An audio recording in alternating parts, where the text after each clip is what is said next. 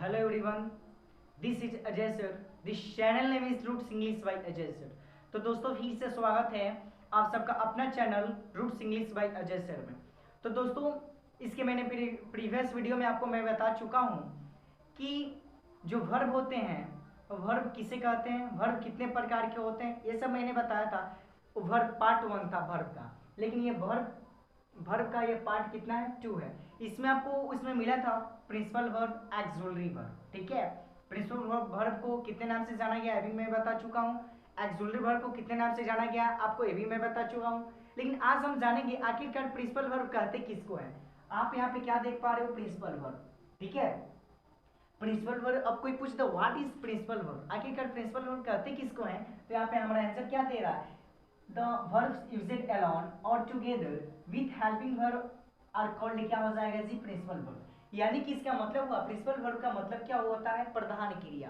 क्या होता है जी, प्रधान क्रिया। और यहाँ से इसका परिभाषा इसी चीज हुआ कि यहाँ पे हिंदी क्या होगा, यानी कि जो वर्ब वाक्य में मुख्य काम करता है उसे क्या कहा जाता है, प्रधान क्रिया कहते हैं। उसे क्या कहते हैं जी, प्रधान क्रिया कहते हैं। अब यहाँ पे आपको देख पा रहे हो कि प्रिंसिपल है, प्रिंसिपल जब है तो प्रिंसिपल के भी कोई पार्ट होना चाहिए। तो प्रिंसिपल के पार्ट कितने हैं, यहाँ पे आपका क्वेश्चन बन रहा है काइंड्स ऑफ प्रिंसिपल वर्ब।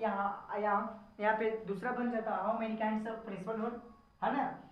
तो यहाँ पे इसका हिंदी ये कितने प्रकार के होते हैं प्रिंसिपल वर्ब जी, ये 2 प्रकार के होते हैं।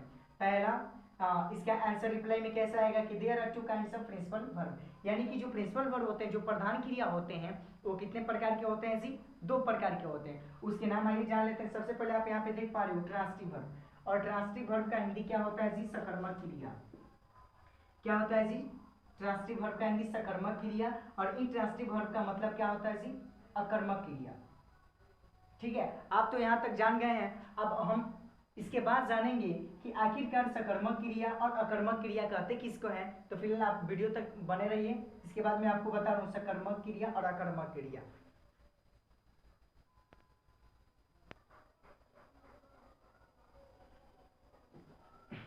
फिर से आप यहाँ पे क्या देख पा रहे हो, यहाँ पे देख पा रहे हो कि सबसे पहले तो ट्रांसिटिव वर्ब कहते किसको है।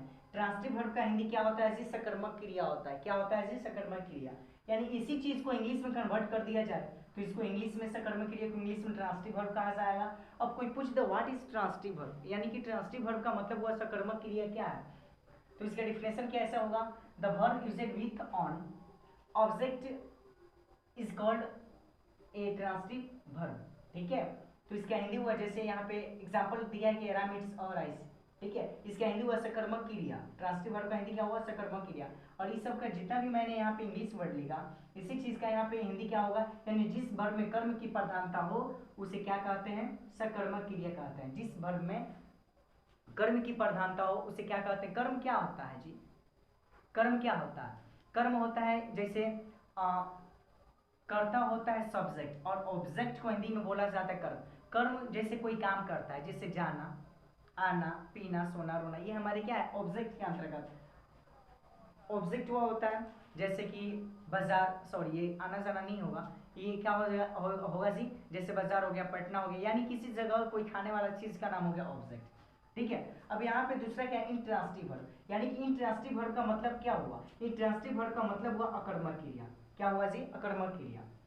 यानी कि इंट्रांसिटिव वर्ब का इंग्लिश क्या होगा, डिफिनेशन कैसे होगा, the verb used with on without an object is called an intransitive verb. यानी इसका मतलब वो अकर्मक क्रिया क्या है, जिस वर्ब में कर्म या कर्म की प्रधानता न हो उसे क्या कहते हैं, अकर्मक क्रिया कहते हैं। जैसे जैसे आप यहाँ पे देख पा रहे हो राम राम इट्स राइस, यानी इसका मतलब हो कि राम क्या करता है जी, चावल खाता है। अब हम यहाँ पे देख रहे हैं इसका एक और आप परिभाषा लिख सकते हो, इसका आप चाहो अकर्मक क्रिया का, तो आप यहाँ पे एक और इसका परिभाषा लिख सकते हो कि आखिरकार अकर्मक क्रिया कहते किसको है। ठीक है, अकर्मक क्रिया को इंग्लिश में आपको अभी तक भी ठीक से पता हो गया कि अकर्मक क्रिया को बोला जाता है जी, अकर्मक क्रिया को क्या बोला जाता है इंग्लिश में, इंट्रांसिटिव वर्ब। क्या बोला जाता है जी, इंट्रांसिटिव वर्ब। तो आइए इसका परिभाषा एक और क्या हो जाएगा, यानी कि जिस वर्ब में कर्ता की प्रधानता हो